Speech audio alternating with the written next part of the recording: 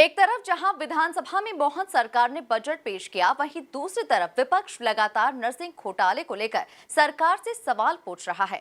वहीं MP news के editor in chief Mahendra Singh Songira के साथ एक्सक्लूसिव बातचीत करते हुए कांग्रेस विधायक जयवर्धन सिंह ने लगातार घोटाले का प्रश्न सरकार से पूछने की बात कही। वहीं बजट पर अपनी राय रखते हुए जयवर्धन सिंह ने बजट को जन विरोधी बजट बताया। देखिए खास रिपोर्ट। विधानसभा का बजट सत्र हंगामे की भेंट चढ़ रहा है। लगातार विपक्ष के तल्ख तेवर दिखाई दे रहे हैं। हमारे साथ राघोगढ़ के एमएलए जयवर्धन सिंह जी। जयवर्धन सिंह जी, विपक्ष का क्या रुख है? हमने तो एक ही बात रखी है सदन के अंदर कि जो तथ्य हमने कल प्रस्तुत किए सदन के अंदर, उसमें स्पष्ट हो रहा है कि जब विश्वास सारंग जी चिकित्सा शिक्षा मंत्री थे 2020 और 23 के बीच में, उस समय उनकी ही कारण बड़ा भ्रष्टाचार हुआ है। तथ्य के साथ उसमें हम जो सामने रखे हैं तथ्य, उसमें स्पष्ट दिख रहा है कि कहीं ना कहीं उनके द्वारा ही जो रजिस्ट्रार जो नियुक्त किए गए थे, उनके आदेश पर किए गए थे, उनके ही कार्यकाल में नियुक्त किए गए थे, जबकि उन्होंने गुमराह करने का प्रयास किया कल सदन के अंदर। और दूसरा जो मैंने मुद्दा उठाया था कि विश्वास सारंग जी जब मंत्री थे, उस समय दिसंबर 2022 में उन्होंने बैठक रखी। उस बैठक में कुलपति महोदय भी मौजूद थे और उस बैठक में माननीय मंत्री जी के द्वारा जो पत्र लिखा गया है एक दिन बाद 15 दिसंबर को, उसमें उल्लेख किया जाता है कि जो ऐसे कॉलेज हैं जिनको समझदारी नहीं मिली पिछले 4 सालों में, उन पर पुनः विचार किया जाए। उसके 7 दिन बाद की बैठक के हमारे पास पूरे मिनट्स हैं, जिसमें स्वयं कुलपति उल्लेख करते हैं माननीय मंत्री जी की बैठक का और कहते हैं कि उस बैठक के आधार पर जिन कॉलेजों को जो उनको नहीं मिल पाई थी मान्यता पहले, संबद्धता पहले, उनको दी जाए संबद्धता और मान्यता।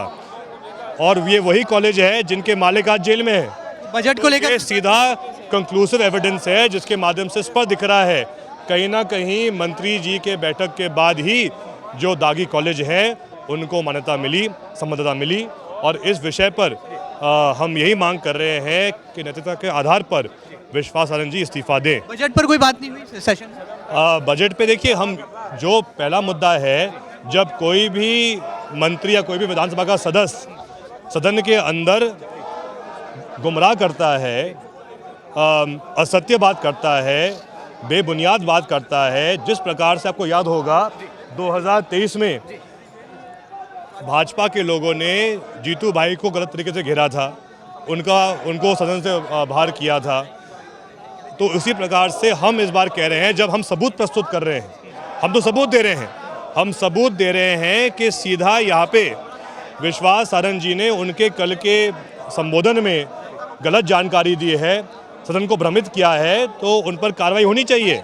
और इसको लेकर हम अभी भी प्रतिबद्ध रहेंगे। ज़्यादा सवाल बजट का है। हमारी 2 विशेष मांगे थी कि लाडली बहना योजना की राशि 3000 की जाए, उसका कोई उल्लेख नहीं है। दूसरा, भाजपा ने वादा किया था कि उनकी सरकार बनने पर गेहूं की खरीदी 2700 के रेट पर की जाएगी, वो नहीं, उसका कुछ उल्लेख नहीं किया गया है। धान खरीदी 3100 के रेट पे की जाएगी, उस पर भी कुछ इन्होंने उसका भी उल्लेख नहीं किया गया है। इसीलिए हम इस बजट का विरोध करते हैं। ये बजट कहीं ना कहीं जन विरोधी है, किसान विरोधी है।